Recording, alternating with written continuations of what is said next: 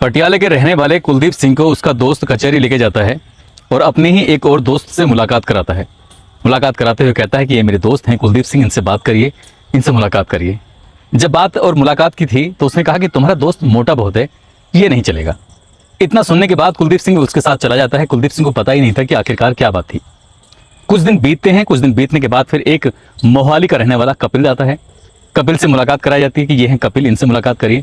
बोले हैं तो ठीक, लेकिन इनके शरीर पर जगह जगह टैटू बने हुए हैं, इसलिए ये भी नहीं चलेंगे। अब कपिल भी वहां से वापस आ जाते हैं। कपिल को भी नहीं पता था कि मेरे ही बारे में बात चल रही है, मेरे शरीर पर बने टैटू के बारे में बात चल रही है, लेकिन ये बात क्या कर रहे हैं कुछ पता ही नहीं चलता है। फिर तीसरी बार एक और बंदे को लेके जाया जाता है। वो बंदा उसके सामने खड़ा होता है, कहते हैं कि हाँ ये बिल्कुल सही है, ये बिल्कुल सही रहेगा। बस इतना दिखाना था, इतना करना था। उसके बाद एक भयानक रूप में कत्ल होता है और कत्ल होने के बाद वो जो व्यक्ति मरा था वो मरा ही नहीं था, बल्कि जिंदा हो गया। जबकि उसकी पत्नी ने उसका अंतिम संस्कार किया था और अंतिम संस्कार करने के बाद जब दूसरे शहर में वो देखा जाता है तो लोगों को यकीन ही नहीं हो रहा था कि जिसकी अभी अंतिम संस्कार हुआ है, जिसका अखबार में फोटोग्राफ छपा है, वो यकायक जिंदा कैसे हो गया। आज कहानी एक ऐसे कत्ल की है जो सिर्फ और सिर्फ पैसों के लालच में न केवल कई रिश्तों को इसने बर्बाद किया, बल्कि कई घरों को भी पूरी तरह से बर्बादी की कगार पर छोड़ दिया। आदाब, नमस्कार, सत श्री अकाल। मैं उस्मान सैफी। आज की जो सच्ची घटना मैं आपको सुनाने जा रहा हूँ, ये सच्ची घटना है पंजाब प्रदेश का एक जिला है फतेहगढ़ साहिब। दरअसल फतेहगढ़ साहिब का एक थाना लगता है राजपुरा, और राजपुरा पर दिल्ली से लुधियाना जो हाईवे है वहाँ के राजपुरा सर्विस मार्ग पर एक व्यक्ति की लाश पड़ी हुई थी। लाश बहुत ज़्यादा क्षत विक्षित हालत में थी। ऐसा लग रहा था किसी बड़े वाहन ने इसको बहुत ज़्यादा जोर से टक्कर मारी है और इसकी टक्कर लगने से, एक्सीडेंट होने से ही इसकी मौत हुई है। हाईवे पर जब सुबह सुबह 20 जून 2023 को एक गाड़ी निकल रही थी पुलिस की, तो पुलिस की गाड़ी ने ये तत्काल प्रभाव से सूचना वायरलेस के माध्यम से पुलिस को दी और पुलिस सूचना पाते ही मौके पर पहुंच जाती है। देखते ही देखते पूरे ज़िले में वायरलेस चलने लगता है और वायरलेस चलने के बाद साथ ही उस व्यक्ति का नाम भी चलने लगता है, क्योंकि जो व्यक्ति मरा है उस व्यक्ति के जेबों के अंदर जो कुछ जरूरी कागजात रखे हुए थे उससे उसकी पहचान कर ली जाती है कि मरने वाला व्यक्ति गुरप्रीत सिंह है, जो कि रामदास नगर का रहने वाला है। और जैसे ही ये सूचना उसकी पत्नी को मिलती है, पत्नी के होश फाख्ता हो जाते हैं। पत्नी रोती बिलखती अपने 2-3 रिश्तेदारों के साथ मौके पर पहुंचती है और वह मौके पर आने के बाद अपने पति को देखकर बहुत जोर जोर से जो रो रही थी, चीख रही थी, तो उसके रोने की, चीखने की आवाज़ें जब पुलिस के कानों तक पहुंच रही थी, पुलिस भी कहीं ना कहीं भावुक हो जाती है सोचकर कि अभी तो ये व्यक्ति पूरी तरह से जवान है और जवानी में ही इसकी मौत हो जाती है और पत्नी बेवा हो जाती है। ये वाकई बड़े अफसोस की बात थी। पत्नी ने उसके शव का पोस्टमार्टम करवाया और पोस्टमार्टम कराने के बाद रोते बिलखते अपने कुछ दोस्तों के परिवार रिश्तेदारों के साथ मिलकर उसके शव का अंतिम संस्कार करवा देते हैं। और अंतिम संस्कार करने के बाद वो महिला जाके बैठ जाती है गम में और अपने पति को याद कर रही थी, रो रही थी। अब पुलिस यहाँ पर आती है कुछ डॉक्यूमेंट्स लेकर। वो पोस्टमार्टम की रिपोर्ट थी और पोस्टमार्टम की रिपोर्ट के साथ साथ जो उसका मृत्यु प्रमाण पत्र था उसके लिए आकर जमा कर देते हैं। और जैसे जमा करते हैं तो वो महिला मंद ही मंद मुस्कुरा रही थी और उसकी मुस्कुराहट सिर्फ, और जो वहां पर मौके पर मौजूद थे 2-3 लोग वो देख रहे थे, वो भी उतना ही मुस्कुरा रहे थे जितना वो महिला मुस्कुरा रही थी। बस इस बात की और किसी को भनक नहीं थी, इस बात की किसी को और पता ही नहीं थी कि जिसके पति की अभी मौत हुई है, जिसके पति का अभी अंतिम संस्कार हुआ है, वो मंद ही मंद क्यों मुस्कुरा रही है, क्या बात है। अब यहाँ से अभी सब कुछ ठीक चल रहा था, लेकिन फतेहगढ़ साहिब में ही जिस व्यक्ति का अभी अंतिम संस्कार किया गया है वो व्यक्ति जिंदा मिल जाता है, जबकि एक दिन पहले ही उसका अखबार में फोटो छपा था। सड़क हादसे में इस व्यक्ति की मौत हो चुकी है, जो कि एक जाना मानी हल्दीराम एंड कंपनी का होलसेल कारोबारी होता है, जो कि बहुत बड़ा आदमी होता है। वो पैसे वाला आदमी जो मरा था, क्योंकि उसके बारे में जो अखबार में दिया था उसके पूरे जीवन का परिचय दिया था और अखबार के माध्यम से जब उसका फोटो लोगों तक पहुंचता है तो उसके मरने की खबर भी पहुंच जाती है। लेकिन वही व्यक्ति एक होटल में बैठ के जब चाय पी रहा था तो इस चाय पीने वाले जो पी रहा था उसको देखते हुए व्यक्ति को यकीन ही नहीं हुआ कि जो मर चुका है वो जिंदा कैसे हुआ। तभी वो पुलिस को फ़ोन करता है राजपुरा थाने में, और राजपुरा थाने में फ़ोन करके कहता है कि साहब ये मुझे लगता है कि कुछ ना कुछ आपको गलत फहमी हुई है। जब पुलिस को ये गलत फहमी वाली बात थी तो पुलिस भी सख्ते में आ जाती है। और ठीक इससे ये घटना है 20 जून 2023 की, लेकिन एक दिन और पहले लेके चलते हैं। और एक दिन पहले लेके चलते हैं आपको, एक थाना लगता है, उस थाने का नाम है सरहिंद, और वहाँ का एक सानीपुर गाँव लगता है। वहाँ का रहने वाली एक महिला जीवनदीप कौर, ये महिला सरहिंद थाने में जाती है 19 जून 2023 की शाम को। जाकर कहती है कि मेरा पति घर से निकला था, लेकिन घर से निकलने के बाद वो अभी तक भी घर नहीं पहुंचा है। मैंने उसे हर जगह तलाश करने की कोशिश की, बस मेरे पति की एक बहुत ज़्यादा बुरी आदत थी, वो शराब पीने का आदी होता है। शराब पीता था और इधर उधर कभी कभी लेट हो जाया करता था, लेकिन कभी ऐसा नहीं हुआ कि वो घर नहीं आया, भले चाहे कितने ही नशे की हालत में था। जैसे ही सरहिंद थाने को ये सूचना मिलती है, सरहिंद थाने की पुलिस अब इसकी पड़ताल करना शुरू कर देती है। उसका जो फ़ोन था सर्विलांस पे लगाया जाता है और सर्विलांस पे लगाने के बाद ये देखा जाता है कि इसकी लोकेशन आखिर है कहाँ। तो पता चलता है कि जो उसकी लोकेशन होती है सरहिंद थाने के पास ही एक नहर है, उस नहर के पास ही इसकी लोकेशन पाई जाती है, अंतिम लोकेशन। और जब इसके बारे में उसकी सर्विलांस की डिटेल निकाली जाती है, किसने किससे आखिर ये बात की थी, किसके ये साथ था, तो इसमें कई ऐसे लोगों के नाम सामने आते हैं। पुलिस को यकीन ही नहीं होता, क्योंकि जो व्यक्ति मर चुका है, जिसका अंतिम संस्कार हो चुका है, उस व्यक्ति से इसकी बातचीत हुई थी। अब पुलिस इस व्यक्ति की पड़ताल में जुट जाती है। तो जहां सरहिंद नहर है, उस सरहिंद नहर के पास ही इसकी चप्पल मिलते हैं पुलिस को, साथ ही इसकी बाइक मिलती है। और पुलिस जब इसके फ़ोन की लोकेशन निकालने की तलाश करने की लगातार कोशिश कर ही रही थी, तो पुलिस को लगभग इस घटना स्थल से, जहां पर बाइक है, चप्पल है, वहां से 1 किलोमीटर दूरी पर इसका मोबाइल भी मिल जाता है। और उसी मोबाइल के आधार पर ही पुलिस इसकी लोकेशन निकलवाती है, सारे काम करती है।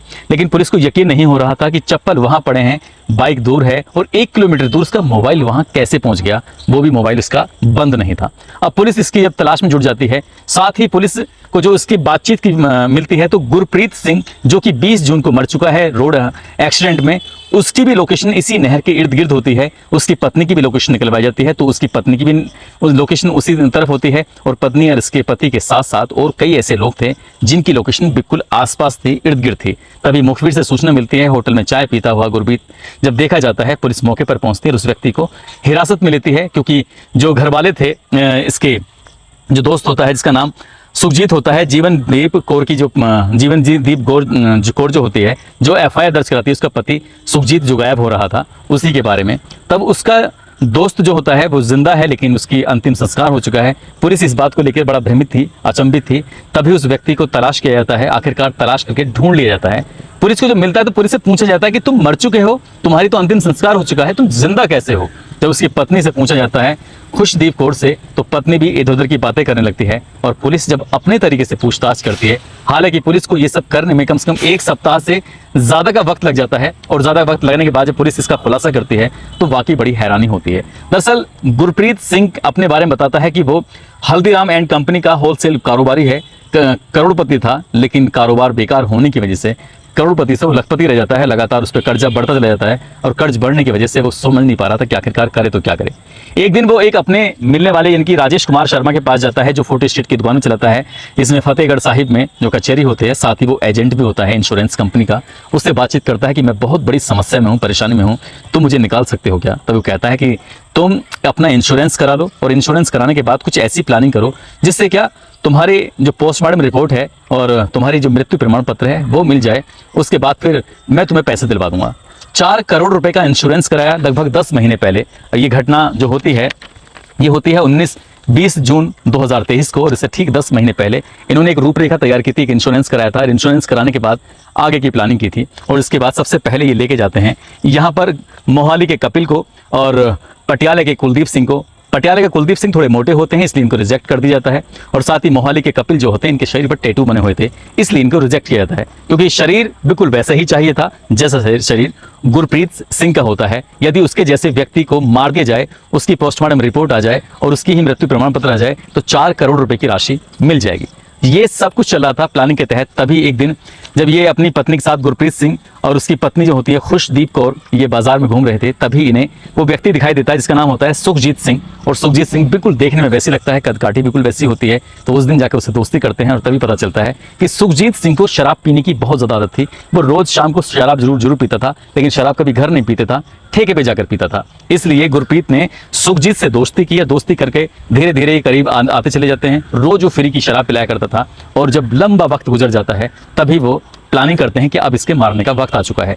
19 जून 2023 की शाम को उन्होंने बहुत सारी शराब पिलाई, और शराब पिलाने के बाद ये गुरप्रीत सिंह, उसकी पत्नी खुशदीप कौर, साथ ही उसका एक दोस्त होता है राजेश कुमार शर्मा जो एजेंट होता है, सुखविंदर सिंह संघा जो बहुत खास दोस्त होता है वो, और 2 लोगों का वो और इंतजाम करता है, जसपाल सिंह और साथ ही दिनेश।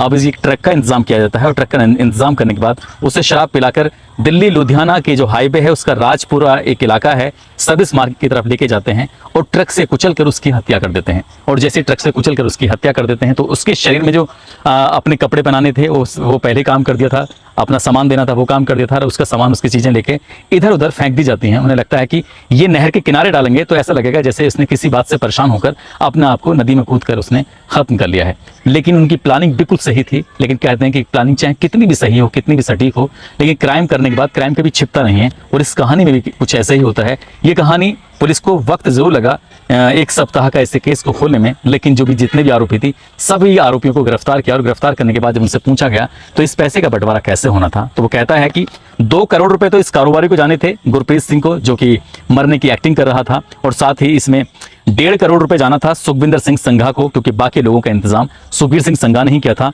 इसमें जो एजेंट होता है इसको 20 लाख रुपए देने थे। जसपाल और दिनेश, जिन्होंने पहले ही दिन लाश की पुष्टि की थी कि ये हमारा दोस्त है, एक को 20 लाख रुपए, एक को 10 लाख रुपए देने की बात तय हुई थी। यदि ये सब कुछ ठीक रहता, यदि वो महिला सजग नहीं होती, इसका पति जो गायब हो गया था, यदि उसी दिन उसने इसकी रिपोर्ट ना लिखवाई होती तो ये केस कभी खुलता नहीं। हालांकि पुलिस ने गोताखोरों की मदद से उस नहर में जाकर तमाम कोशिशें की, लाश को ढूंढने की कोशिश करने की। यदि वो मोबाइल 1 किलोमीटर दूर ना पहुंचा होता तो हो सकता है कि ये केस कभी खुलता नहीं। लेकिन जब ये केस पुलिस ने खोलने के बाद जब इसकी हकीकत लोगों के सामने लेकर आते हैं तो लोगों को यकीन ही नहीं था कि कोई ऐसा भी कर सकता है। एक जमाना था जब घर में एक व्यक्ति कमाया करता था, पूरा खानदान खाया करता था। अब हर व्यक्ति कमाता है और फिर भी पैसे की कमी पड़ जाती है। यही कारण है कि इस कारोबारी के जो शौक थे, कुछ इसकी जरूरत थी, बहुत ज्यादा थी, इसलिए करोड़पति से लगातार नीचे घटता चला गया। और एकदम से करोड़पति बनने के लिए जिसने तरीका अपनाया था, एक पॉलिसी लेने के बाद उसमें 4 करोड़ रुपए मिलेंगे, लेकिन उसको लेने के बाद उसने 1 नहीं 2 नहीं बल्कि 3 लोगों को चुन के लेके आया था, जिसमें 2 रिजेक्ट कर दिए जाते हैं और 1 की हत्या कर दी जाती है। पुलिस ने घटनाक्रम का खुलासा करने के बाद इनके चेहरे बेनकाब किए और बताया कि जमाने में कैसे कैसे लोग रहते हैं। दोस्तों, इस पूरे घटनाक्रम को सुनाने का उद्देश्य किसी को परेशान करना नहीं है, किसी का दिल दुखाना नहीं है, बल्कि आपको जागरूक करना है, आपको सचेत करना है। जयपुर के रहने वाले हैं अमित पटेल, सोमेंद्र मीणा हैं, बिहार के रहने वाली प्रिया हैं, सऊदी अरब से हैं मोहम्मद आसिफ, और जहानाबाद से हैं अमृता। आज इन सभी का जन्मदिन है। इन सभी को जन्मदिन की बहुत सारी शुभकामनाएं, बहुत बहुत मुबारकबाद। साथ ही जहांगीरपुरी के रहने वाले प्रमोद हैं, गुजरात के कमलेश कुमार, झारखंड के लाल चंद पासवान, जोधपुर के सूरज सोनी, मोहम्मद शाकिर अंसारी हैं, अंजुम खान हैं, मोहम्मद कादिर मेरठ से हैं, पंकज कुमार झारखंड से, रोशन कुमार सूरत से, राहुल यादव बिहार से, राशिद अंसारी उत्तराखंड से, शाहिद खान, इमरान खान अलीगढ़ से हैं, तरुण ठाकुर मथुरा से हैं। इन लोगों ने नाम लेने की अपील की थी। आप सब लोग अपना ख्याल रखें, सुरक्षित रहें। जय हिंद, जय भारत।